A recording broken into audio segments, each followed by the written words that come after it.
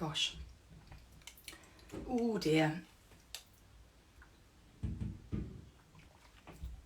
Ugh. Well, because of my guest today, I'm a little bit more nervous than I would be normally. So I've made myself a drink. This is a celebratory drink. It's like a goblet. And it looks like an ale. It's not. It's ginger beer and Jägermeister. It really, really isn't that nice. Oh, I've also put some blueberries in it, you know, just to be fancy. It doesn't help.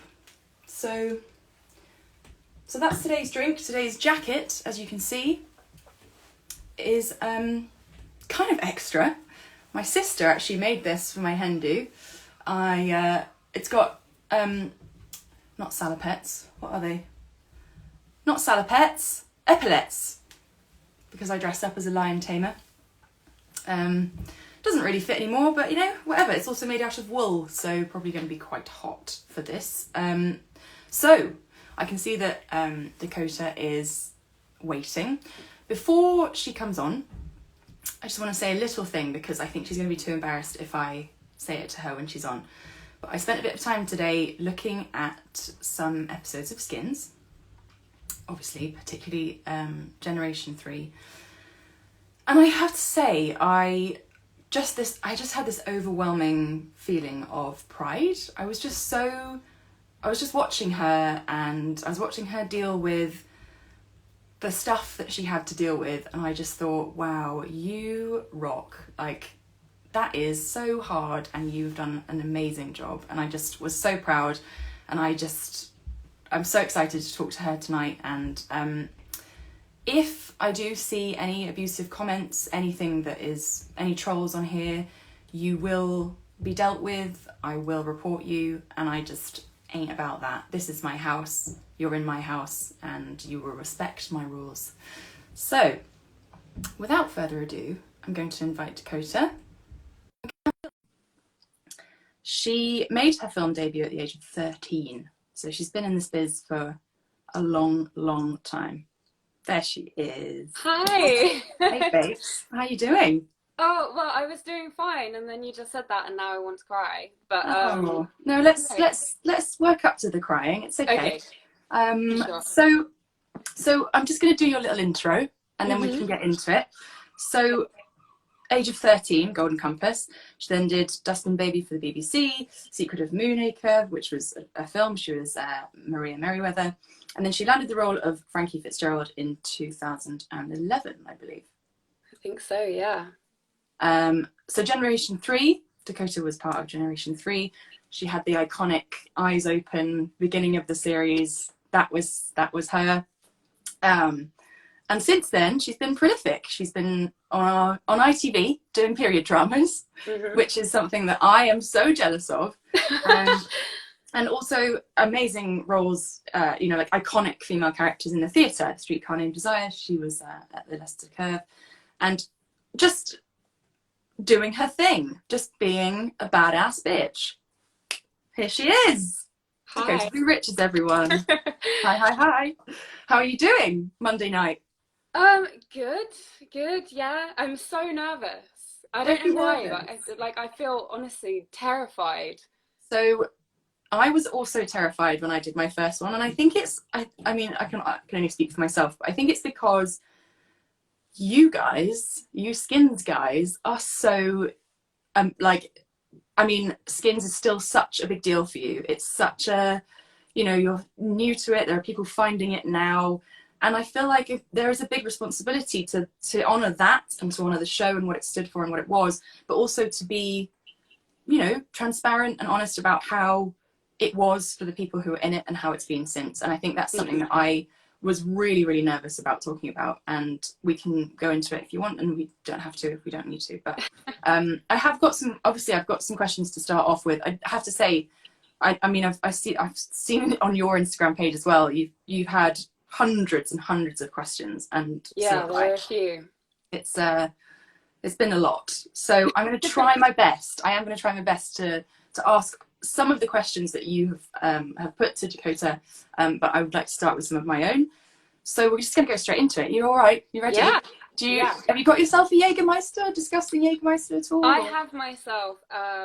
It's gin, Right. and then just a mix of like cordial and some other like soft drinks that I'm so glad you said it was a mix, because it looked just like neat gin for a minute. I mean, it's mostly gin. Okay, well, that's good. Let's have a sip and then we're going to get into it. We can be brave. We can do this. Mm-hmm. Okay. So, my first question is, what was it like when you decided to take on the role of Franky in Skins? Because it was a Goliath behemoth show, mm-hmm. and you already knew about it. So obviously for me, I was just like, yeah, I'll be in this little thing for E4. What's E4? I don't know what that is. So, you know, I had no idea of what I was getting myself into, whereas you did. So I want to know what it was like taking on that role, obviously because of knowing what Skins was at the time. Mm-hmm. And also, were you conscious of the fact that you would then be seen as a young woman? It was 100% going to change the image that you had at the time, and you were going to be doing some things that people hadn't seen you do possibly ever. I mean, gosh, it's such a kind of massive question. I mean, I know it's an obvious one, but I feel like there's so much I could say about it. I mean, firstly, I was such a big Skins fan. I was, I think, 13 when your season first came out, and so I was probably like a little bit young to be watching some of it, and I used to watch it under the covers in my bedroom so that my mum couldn't hear that I was watching it, because I knew that she'd tell me to turn it off, it's not appropriate or whatever. And I remember really vividly, actually, I think it's the first time that we see you on screen, and is it the scene where you're like crossing the road and it's kind of slow motion? Mm-hmm. And I remember just going like, so bad. And I think at that point I only had 2 acting credits, so I wasn't even really I didn't feel very entrenched in the acting world, but I just watched the show and I was addicted to it, and I loved it, and I loved you in it especially, and I kind of just wanted to be you, actually.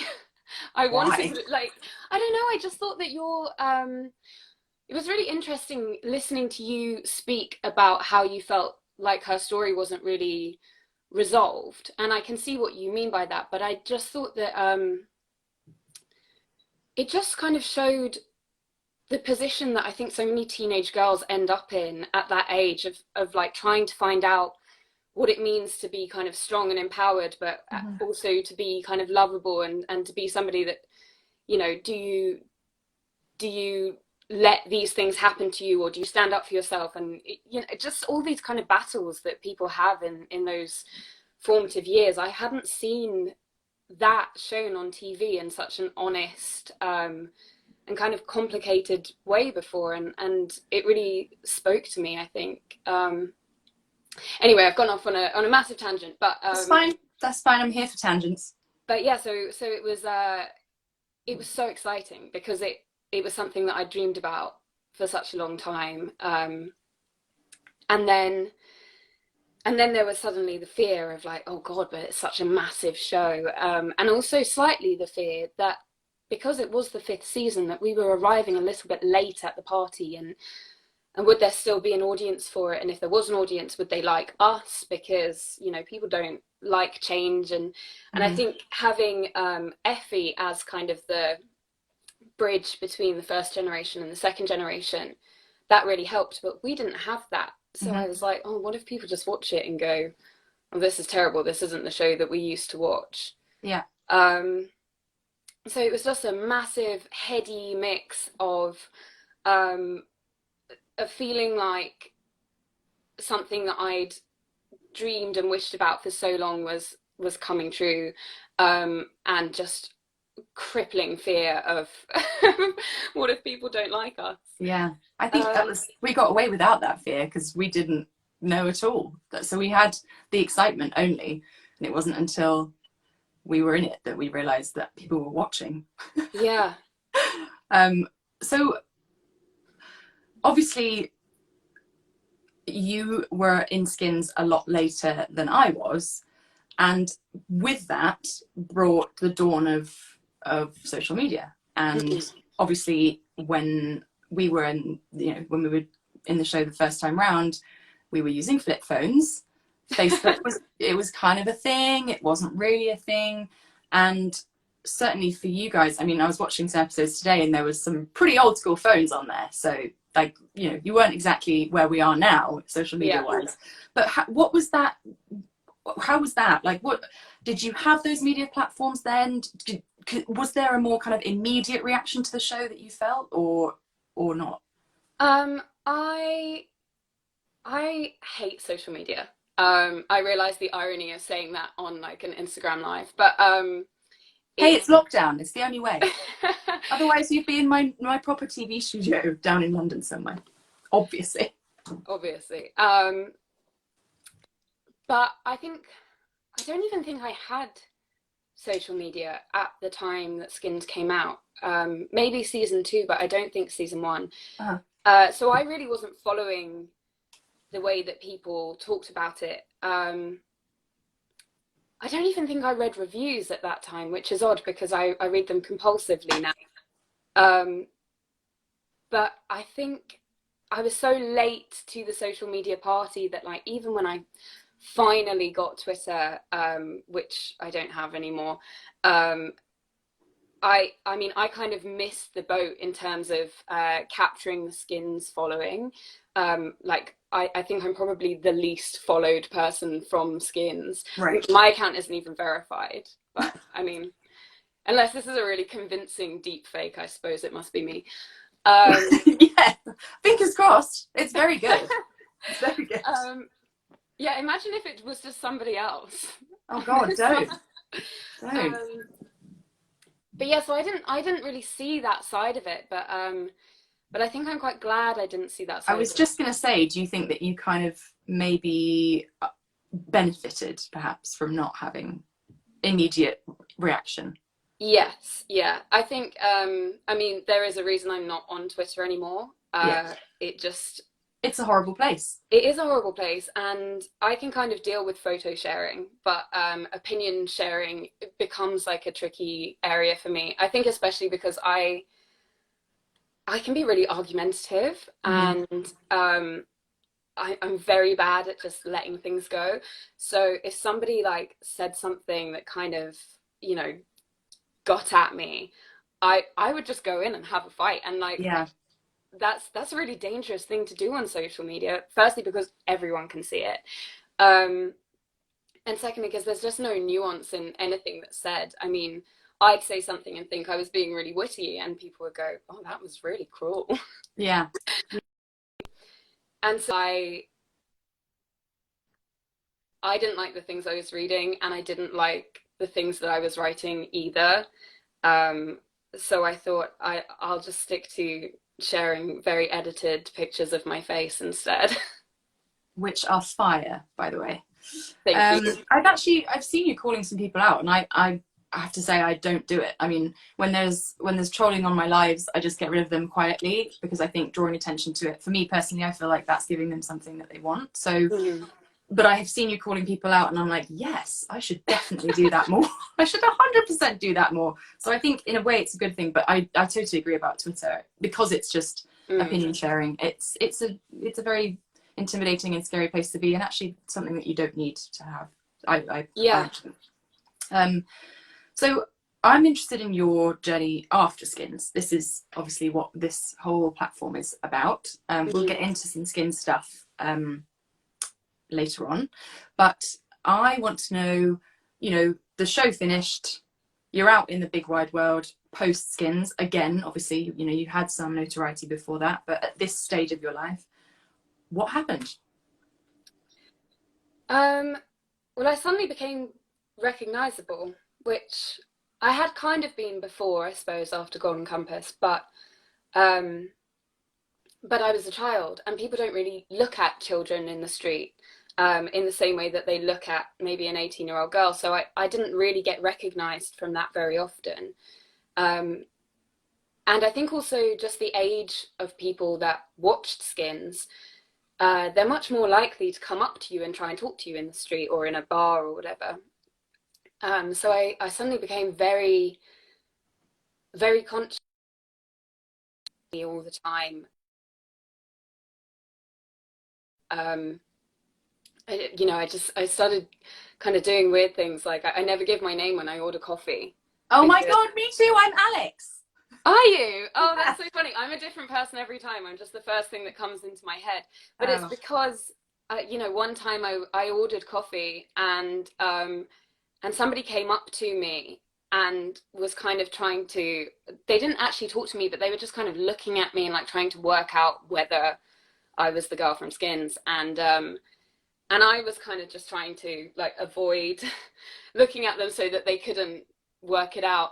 And then obviously somebody just went, coffee for Dakota, and they were like, oh, okay, it's you. And then I had to have that conversation, which I don't mind having those conversations, but what is it though? Why is it that for me it's like, as much as I love having those conversations, I also feel like it's a bit of it's not intrusive, because it's obviously a lovely thing to be noticed and to be recognized, but sometimes you just feel a bit like, oh, I wasn't expecting someone to see me today, you know? Yeah.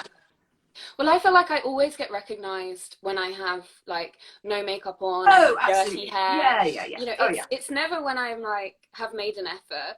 Oh no. And so I always feel really self-conscious. I think I don't know if I said this before, but I was out in Nottingham once and I had a hoodie on and I literally did it up so that, because I was cold and I get really bad earache in the wind, I get earache, and I had it so that like the toggles were underneath my nose and you could see this much of my face, literally this much. And someone came up to me and went, "Are you Michelle from Skins?" And I was like, "Are you a robot? How do you know?" Well, it just makes you think, what did I look like in the show that this is what makes people recognize me? Yeah, no, crazy. That was also a bit of a tangent, but it's okay, we'll move on. Yeah, sorry, I didn't think I answered that question at all. But no, it's okay. I just want, so what are your memories from coming out of the show? And then like, I was talking a bit about my struggles to find an agent and to position myself in the industry after that. What was it like for you? Well, I think, firstly, I think I came out of the show exhausted. I don't know how long you guys were filming for. We did 6 months the first year and 8 months the second year, and then we had all the publicity and stuff to go with it. And I think by the time it was over, I really felt run down. Also, I really was like not living healthily during the shooting of the show, so I felt like I needed a break. And so I think I became quite despondent to a lot of the stuff that was coming in. And I don't know if I kind of regret that now, maybe, because I wonder if I should have tried to like ride the wave a little bit more. But also I was right in the middle of my education, so I was trying to focus on that and not completely fail my A levels. And so I kind of put a bit of a pause on everything. And I did a couple of like smaller jobs that I thought would be easier, like they were 1 month shooting or whatever. And then I think because I took that break, it really, it felt like it really slowed me down. And then trying to claw my way back into the industry really desperately, and kind of taking almost anything that was offered to me, and then becoming very like indiscriminate in kind of the scripts that I was reading, the projects that I go in for. And it took me a while to kind of find out what it was that I enjoyed about acting again, and to become more discerning and to really think about what do I want to get out of this job, and what sort of work would I like to be doing, and what's going to actually fulfill me. And so I feel like I've kind of just been working that out. Even now, really, I feel like I'm still trying to work that out. And I think for any actor, that's kind of a struggle when this is not an industry that says, hey, what would you like? Mm-hmm. It kind of goes, take what you're given and be grateful for it. So, so yeah, I think the time since Skins has been, it's just been, I think, trying to find out who I am again. Mm-hmm. So I felt like I really didn't know at that time. No, absolutely. I couldn't relate harder to everything you've just said. Literally everything. The fact that you came out of the show and felt like it took a while to remotivate. I've never been able to kind of pinpoint what that was. I've tried blaming relationships. I've tried blaming my experience on the show. I've tried blaming the industry. And it's so refreshing to hear that someone else who went through exactly the same journey had this same experience coming out. Like you say, I'm still trying to work it out. I'm still discovering it. And it's very, very weird. Yeah. Well, that's kind of how I felt when I watched the first episode of this that you did, when you were talking about your own experiences, because I always kind of felt like I was the only one, you know, especially when you said that when you came out, you kind of felt not ready to be a part of like that social group. And that it kind of distanced you, I think, from the rest of the cast, because I felt that way as well. Like when I left the show, like I can't this headspace anymore. I need to like have some other friends. And I think that kind of, I always felt like, oh God, what is it about me that, you know, that I felt this way coming out of it and everybody else seemed to be fine. So it was really, it was interesting hearing you say that. Also, I think, you know, I think there was an expectation, wasn't there? There was an expectation that because you'd been in people's homes for 2 years, that was who you should be when you're out and about. You should be, you know, in my case, sleeping around and, you know, getting drunk every night and making bad choices. And I felt like I almost couldn't live up to the character that I played. That wasn't really ever, you know, I had my amazingly beautiful group of female friends, and that was, you know, that was what I associated with. So I think it was that kind of, I didn't want to be disappointing. Yeah, how I felt as well was when we were shooting, I felt like there was so much pressure to kind of be as wild as our characters. You know, I'll probably get in trouble for saying this, but whatever, I don't really care. But I've seen like one of the questions that was asked a couple of times, and I know it was asked of you, is like, did we ever do drugs or drink during the scenes? And no is the answer, because, you know, we were working, and that's, I know that kind of TV and film maybe seems like quite a kind of crazy place for people who aren't in it, but it's a workplace. You can't drink like you can't drink in an office. But off screen, I mean, you know, it was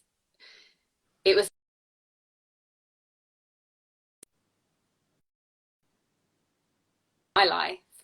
And I think when I came out of that, I was just like, oh my God, I just need to sleep and have a cup of tea in an early night and not feel like, you know, I have to work a 15-hour day and then hit the club. Did you get the line of Baroccas? No, what was that? So in the green room where the pool table was, there was I think maybe on the pool table, we had bottles of water with our names on, and they would plop a Barocca into it every morning. And I remember there would be nights where I'd been out, and obviously because my hair is like this, and in the show it was like this, there'd be times when I'd have my head upside down, and my makeup artist would be diffusing my hair upside down. And I'd be like, 4:15 in the morning, because my hair call was like an hour longer than everyone else's.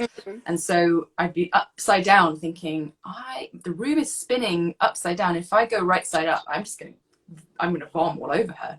Oh my God. But it's okay, they were there, boom, have a Barocca. Wow, no, we didn't get that. They clearly didn't care about us as much by this point. No, let's be honest. It's only You're right. generation You can three. just deal with your hangover. Yeah. No, we did not get that. We did get carried back to our hotel rooms when we couldn't walk anymore, but I think that was just to make sure we got in the next day. 100%. Yeah, 100%. I mean, it's so interesting, but I guess now that we're talking about it, I'm going to ask my question about Skins. Mm. I think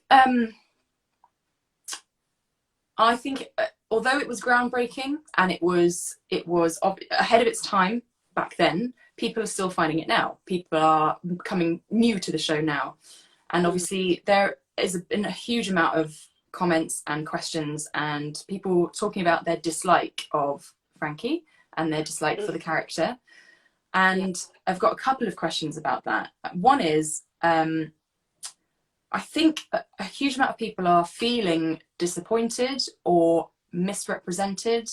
And I think I just need you to speak about that a little bit from your experience, because I think there are a lot of people who are talking about Skins kind of forgetting a character that was identifying in your first series as potentially non-binary, having a bisexual lifestyle, and then seemingly moving into another series with and turning the character into something that they weren't expecting.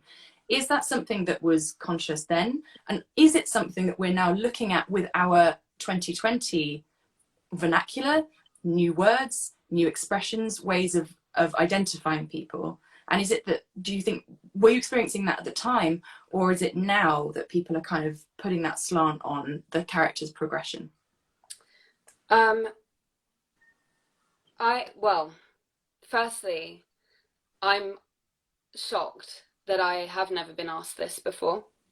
Okay. Because it's definitely something that I thought about a lot at the time and have thought about a lot since. Oh, I just got goosebumps.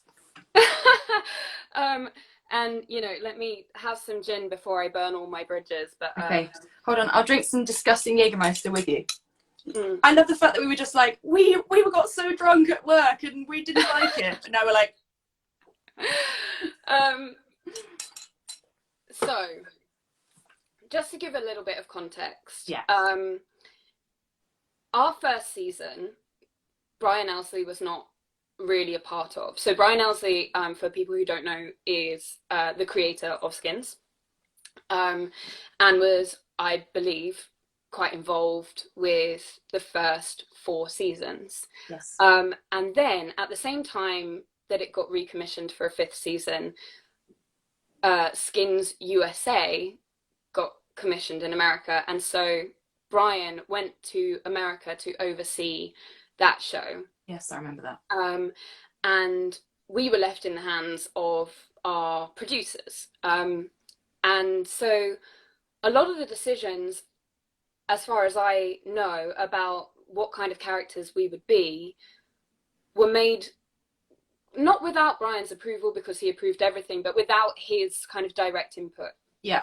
And so I remember reading the role of Franky and thinking that it was really interesting, because I had not seen a character that was like them, and certainly not for young people. And I felt like I've been given this wonderful gift to tell a story that I think a lot of people needed to hear, A, to kind of normalize those things for people that weren't directly experiencing it, and B, to just give some representation to young people who are questioning their sexuality, who are questioning their gender identity, and to just make that kind of a conversation that we could have, like, on a popular kind of mainstream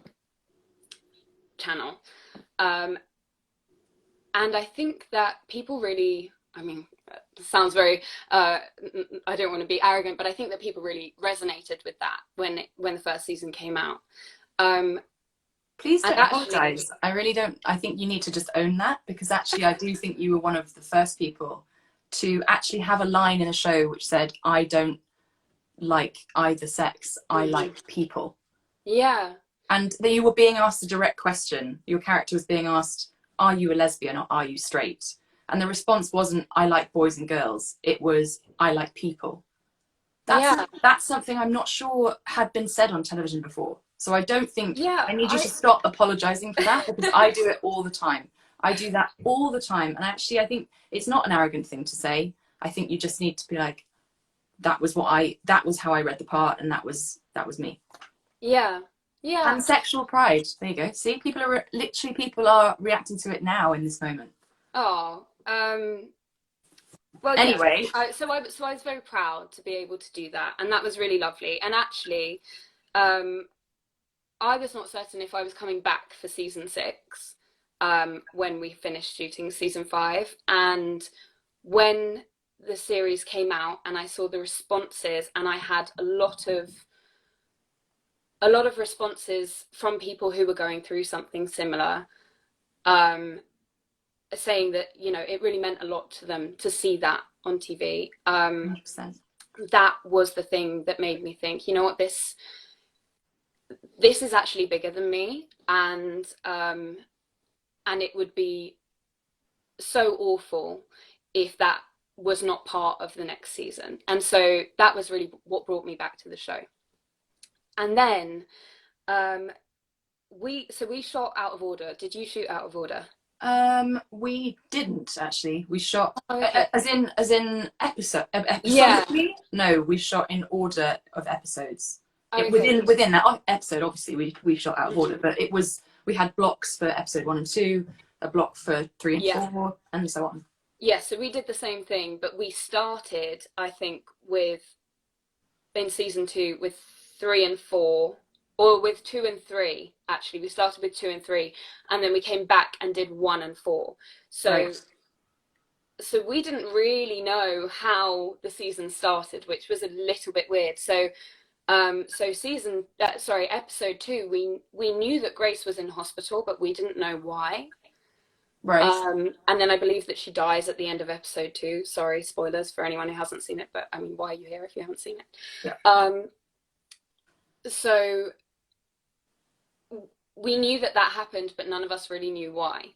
And there was this whole kind of like a bit of a like whodunit feeling amongst us, because we didn't know exactly the events that had led to her being in the hospital. Oh, that's crazy. It is weird, yeah. And then we were due to fly to Morocco to shoot episode 1, and we were getting the scripts in for that. And they suddenly had introduced this character of what's his name? Luke. Oh, I nearly forgot. Yeah, so you know, that was a whole thing for me as well, kind of going, oh, okay, there's this storyline that I hadn't expected. Yeah. And then they hit me with the like, oh, and by the way, you've been dating Matty between season 1 and season 2. And I was like, okay, that's a lot to get my head around as well. And I remember... So that was literally, sorry to interrupt you, but that was just given to you, that information. It wasn't discussed in a kind of... I knew that there would be a new character that I would have a relationship with. Right. And originally he was supposed to be a football hooligan. And I actually had to do a drama kind of workshop thing with Jack O'Connell. Mm-hmm. Because they thought that out of all the characters, that he was the person who was most like this new character that they were going to bring in. So we had to do this acting workshop, which was very weird, actually. That's sorry, they thought that he as a person was the most like... Yeah. Okay. Which I don't really understand the logic behind it, but right. And it got very intense, and I'm sure it did. I'm sure it did. A bit uncomfortable, not because of him, but anyway, so I'm totally losing my train of thought. But yeah, so when we came to shoot episode 1, we had costume fittings, mm-hmm. and we all had to do basically like a bikini parade for Brian, who had come back at this point, because we were all going to be in like swimwear for the whole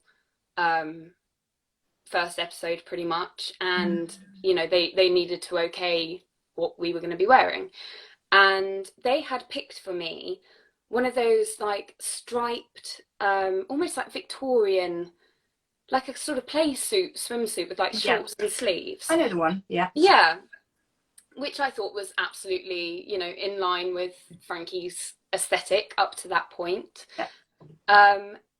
And I remember coming out and, you know, standing there in front of Brian and the costume team, and he looked at me, and here I go, never working with Brian Elsley again. I doubt he'd want to see me after I say this. But he looked at me and he said, "I'm bored, make it sexy." And like that, my character just changed. And suddenly I was presented with scripts where I didn't recognise the character that I was playing anymore. And I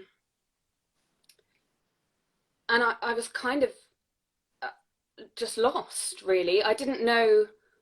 Did you feel like, sorry to interrupt again, but did you feel like you could respond to that in the moment?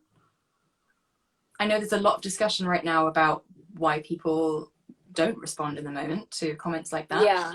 And I'm 100% with you if you felt like you couldn't, because I wouldn't have either in that moment, especially when you're in a room full of people. But I just wonder, did you feel comfortable with saying anything?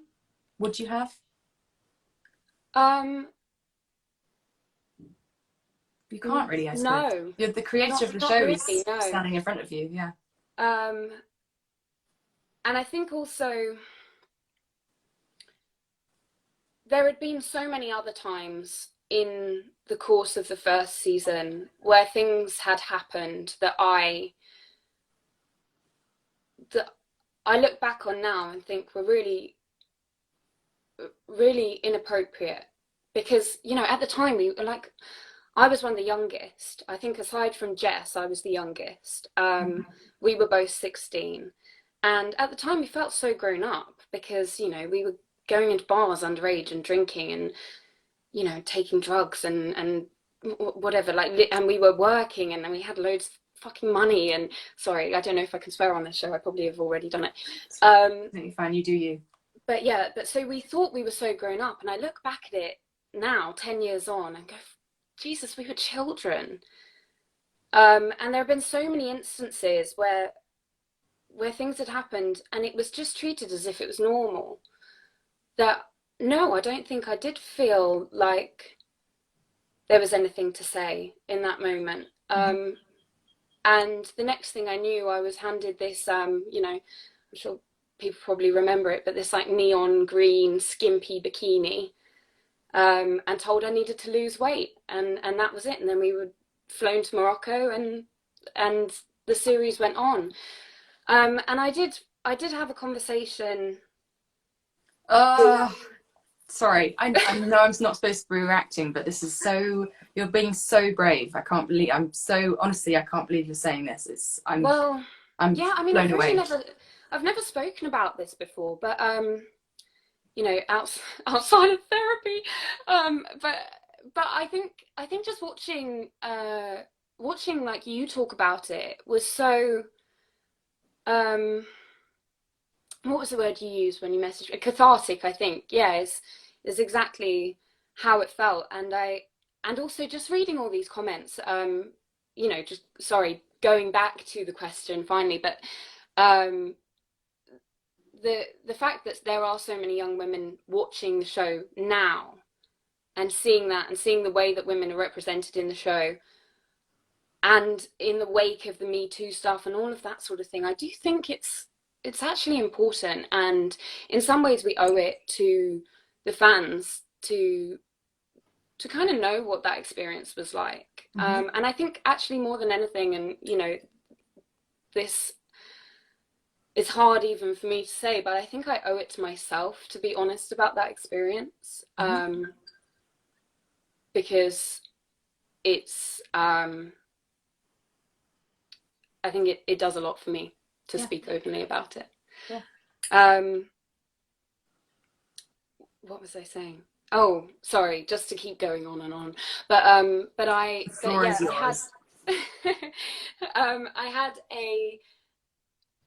it was during a read through, and I think it was for episode 5, maybe. I don't remember. I think it was after my episode, because I kind of accepted the storyline for my episode, and we'd done that, and then I think we moved on to episode 5, and I believe it's either in episode 5 or 6 that Franky starts a relationship with Nick.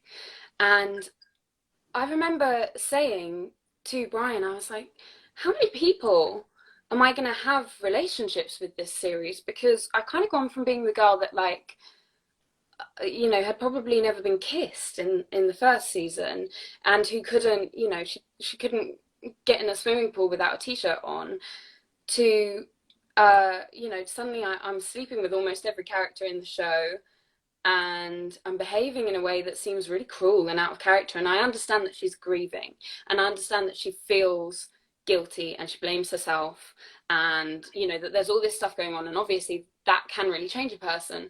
And I said, but I said, I'm sorry, but I kind of feel like a bit of a whore, and I feel like that is not Franky. That's so weird. And I just want to interject again, yeah, and say that I think Michelle's experience in series 2 of Skins is identical to that. yeah, yeah, Absolutely identical. Yes, we're not talking about gender expression and sexuality, but you're definitely talking about a character that was left on a cliff edge and then yeah, not developed and not helped in that situation, and particularly for Franky, it seemed to mutate into a totally different human being. mm-hmm. Yeah, well, yeah, exactly. And when I said that, they screamed at me. I don't think I've ever been so told off in a professional setting, and I vowed never to talk about it again, never to bring it up. And I'm so sorry. I just wouldn't contest anything. That's outrageous. I'm so sorry.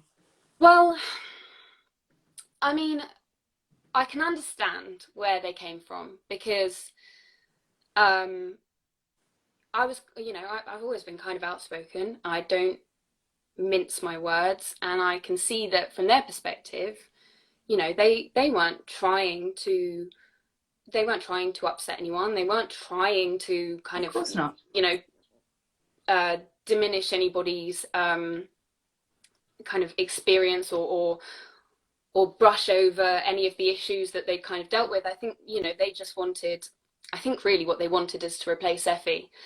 And I had kind of, I'd been the person that had stood up and gone, I'm sorry, the Emperor has no clothes on. Mm-hmm. And I mean, I know from writing now, being criticized on the choices you've made is fucking horrible. Yeah, but also it challenges you to actually speak about why you've made those choices. It challenges you when you're writing and someone says, hold on a minute, why is that happening? And then you can't quantify it. You can't say, oh, because X, Y, Z. Then Yeah. you've actually gained something from somebody criticizing you, and you've gone, okay, hold on, actually, that doesn't make sense. I need to rework it, as opposed to screaming in someone's face. Yeah, yeah. But I can see how, you know, from their perspective, they're like, you know what, you're 17, you don't get to have an opinion on this. Like, we know what we're doing. Yeah. But yeah, so that was the story of Franky's change. And I can totally understand why people were angry about it. I was angry about it, honestly. I was angry about it as an actress. I was angry about it as a young woman. I was angry about it as somebody who myself could relate to some of the things that Franky was dealing with in season 1. You know, I felt underrepresented. Yeah. So I can only imagine how people who related to her more than I did felt. So, yeah, I mean, you have every right to be angry about it, and good for you if you are, I think. You know, I'm not angry at people who feel that way about Franky. Yeah. I do think it's led to me probably becoming like one of the most hated characters in the history of Skins. I think there's like the guy who killed Freddy, and then there's me. but but you know, I actually don't think being disliked as a character is even a bad thing. Yeah. I mean, look at the kid who played like Joffrey from Game of Thrones, you know? Mm-hmm. God, I wanted to kill him. But I wanted to kill him because he was fantastic in that role. But also he was, let's just back up on that particular thing. He was actually written as a villain. Yes. He was written as a villain, which is quite different, I think, to what you're talking about, which is somebody who wasn't written as a villain, and that's more difficult to deal with. I obviously, I'm not saying that I'm belittling your excuse making, but I'm just saying that Michelle and Franky were never written as villains. They made bad choices, and they were also, I believe, underrepresented in their various ways. So that's different to being written into a show for a reason, and to have people to not like you. Yeah, no, of course. I suppose my point was just that if people really hate the character you play, that's still a strong emotion. Yeah. And if you can evoke a strong emotion from an audience, that's a win. Totally, I agree. I would rather people hated me or liked me than were like, yeah, that's okay. Yeah, exactly. Yeah, exactly. I see what you mean. Well done. I'm very, very proud of you, and thank you so much. Honestly, I think every single comment has been so loving, and so proud of you. And I'm so sorry that you had to live that. I'm sorry. I could get a little bit emotional. Cathartic. You know, it's listen. The industry is moving in the right direction now. Yes. We have a better platform now. There are shows out there that are representing all walks of life, and we have to look at that as a positive. And you know, I think being open and honest is the only way that we can change things going forward. So thank you for your honesty. I think you've done an amazing job. Oh, wow. No, thank you. So just to move on a little bit from that. Yeah, so should we talk about something slightly more upbeat? What should we talk about? Coronavirus, no. Brexit, no. No. Let's talk about the lighter things, because Skins, obviously, you know, it was a great platform and it's in its way, and you know, you have gone on to do some amazing roles, and lots of the questions were about, in fact, I've got one I will name drop because people get annoyed when I don't ask their specific question. So Harrison MS, this is your question. Which of your characters post Skins has been the most influential, and in terms of your career, and has had an influence on you? That could be the Skins one, of course, but I think the question is for post. I think that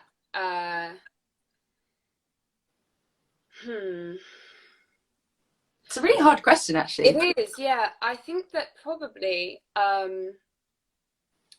when I did a Streetcar Named Desire at Leicester Curve, and I was Stella Kowalski, that was probably the most fulfilling experience I've had professionally. Such a gift. The whole job is such a gift. Yeah. The place, the people that were involved, the character, everything. You know, I'm salivating just thinking about it. Yeah, it was really fantastic. It was so much fun to be a part of. And I kind of felt like I learnt how to act in that role, which sounds ridiculous because I'd already been acting for probably 10 years at that point. But there was, I actually remember there was one night on stage when there was one scene in the second act which had just never really clicked, and it wasn't terrible, but you know that feeling where you're like, we just haven't quite got there yet. Yeah. And then one night something just shifted, and I really don't think it had anything to do with me. I think it had much more to do with Stuart, who played Stanley, who was fantastic. But I just suddenly was like, this is what this is, you know. Yeah. It's finding those moments where you suddenly, like, everything just clicks into place and you go, I understand this scene now and I'm in it.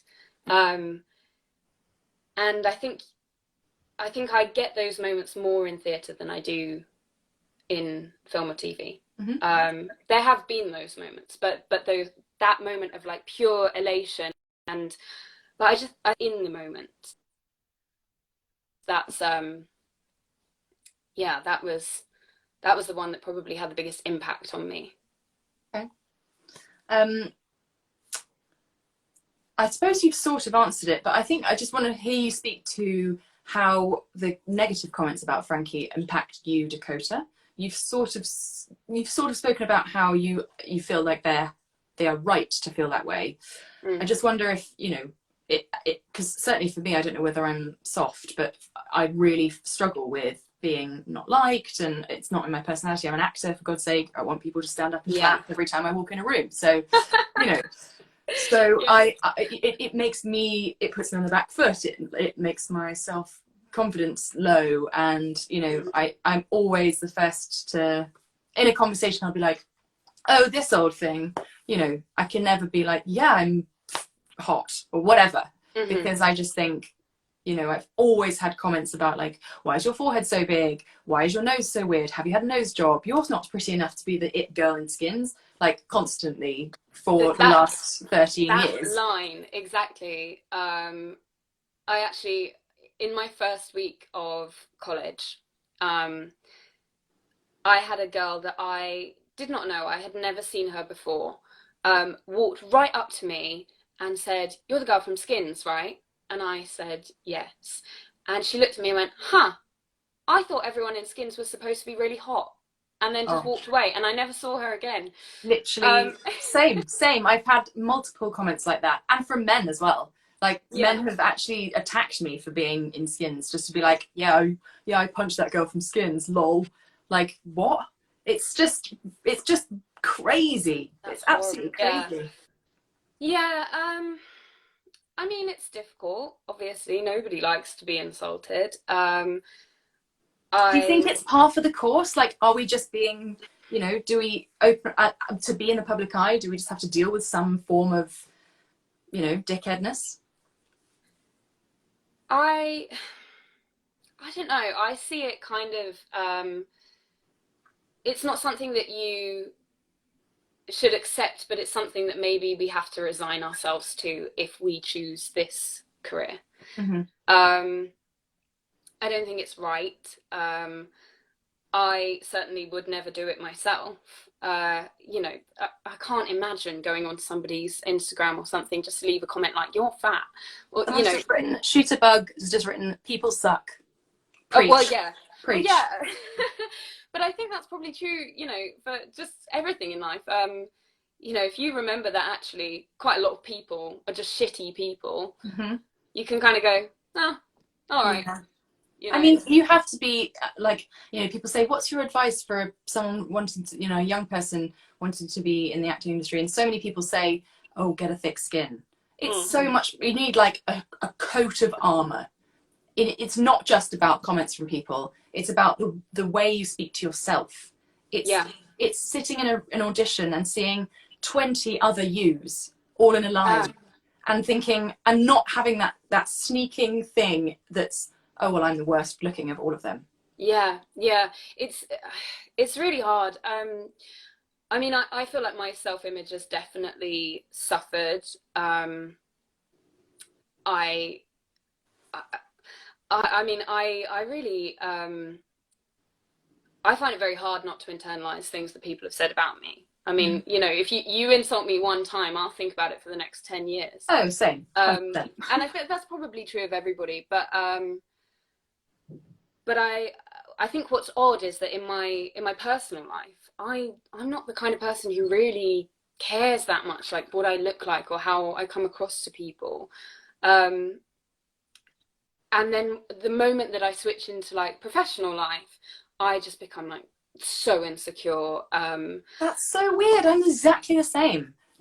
All my friends would say that I was confident and, you know, sassy and know myself, and Yeah. you know, that's what I put out there. But when I'm talking about my career and my professional life, I'm Hmm. apologetic. I have imposter syndrome.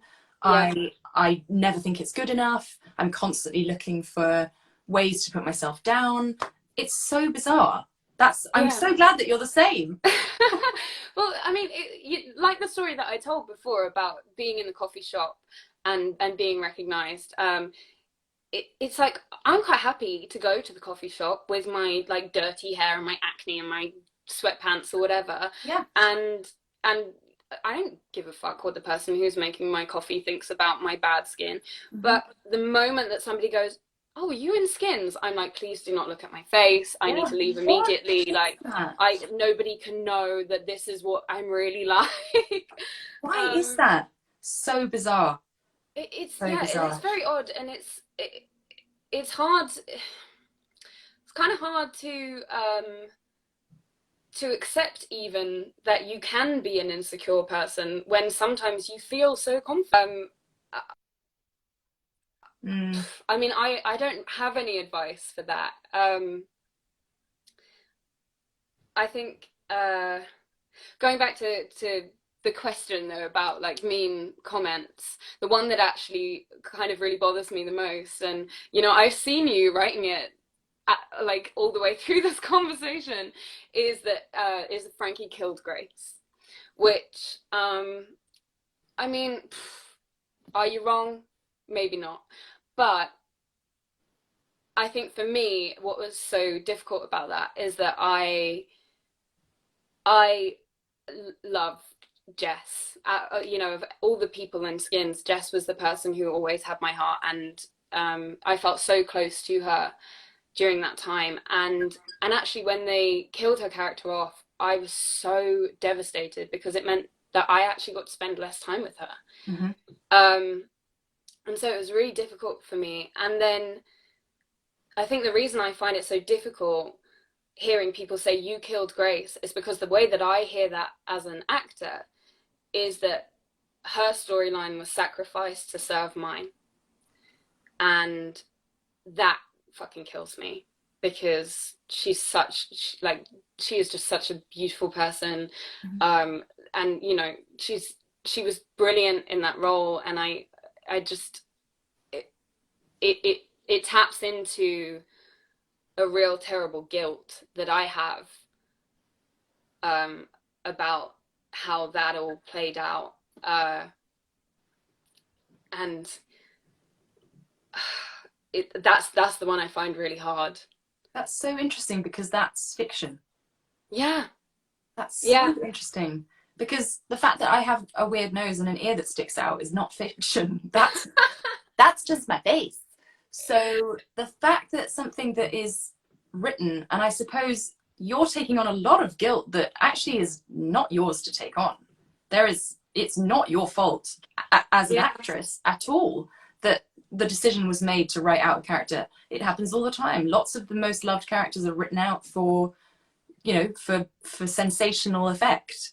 mm, Um, that's interesting. I'm gonna pause us here because okay, if I don't cancel this in the next 1 minute, I'm not going to be able to post it to my page. So what I'm okay, going to do is I'm going to cancel it quickly and then I'm going to start again so that we've got okay, a part one and a part two. Maybe amazing. maybe you can just jump straight in after. Yes, So give me two yeah. seconds.